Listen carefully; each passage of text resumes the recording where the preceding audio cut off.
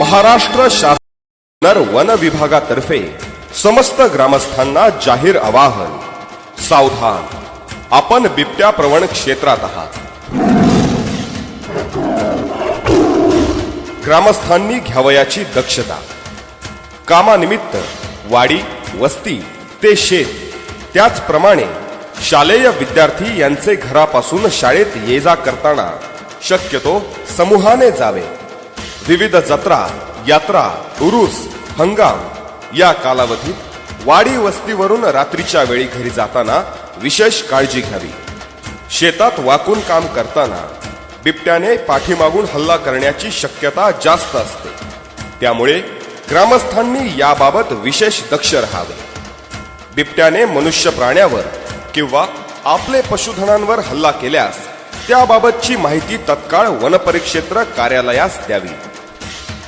संध्याकाळच्या वेळेस राहत्या घराच्या अंगणात किंवा परिसरामध्ये लहान मुलांना एकटे सोडू नये। घडलेल्या घटनांमध्ये लहान मुले, स्त्रिया यांच्याबाबत रात्रीचे वेळेस संघर्ष झालेला आहे, तरी त्याबाबत विशेष दक्षता घ्यावी। अंगणात, परिसरात विजेचा दिवा चालू ठेवावा। शक्य त्या वेळेस अंगणात शेकोटी पेटती ठेवावी। कामावर किंवा घराबाहेर जाताना लहान मुलांचे सुरक्षिततेसाठी आवश्यक त्या उपाययोजना कराव्यात। आपली पशुधनाची रात्रीच्या वेळी गोठ्यात बांधणी करताना गोठा सर्व बाजूंनी बंदिस्त राहील याची दक्षता घ्यावी।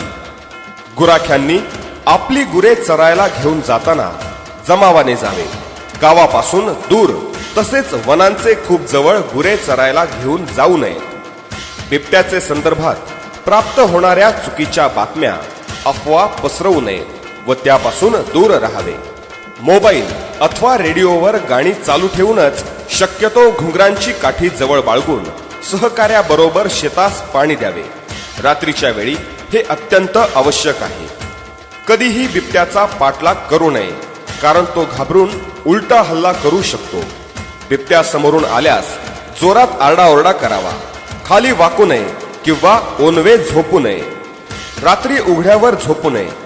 गावाजवळ मोकाट कुत्रे, बकऱ्या व डुकरे यांची संख्या कमी करणे आपल्याच हिताचे आहे। कोणत्याही प्रकारे बिबट्याला जखमी करू नये। जखमी बिबट्या अधिक धोकादायक बनू शकतो।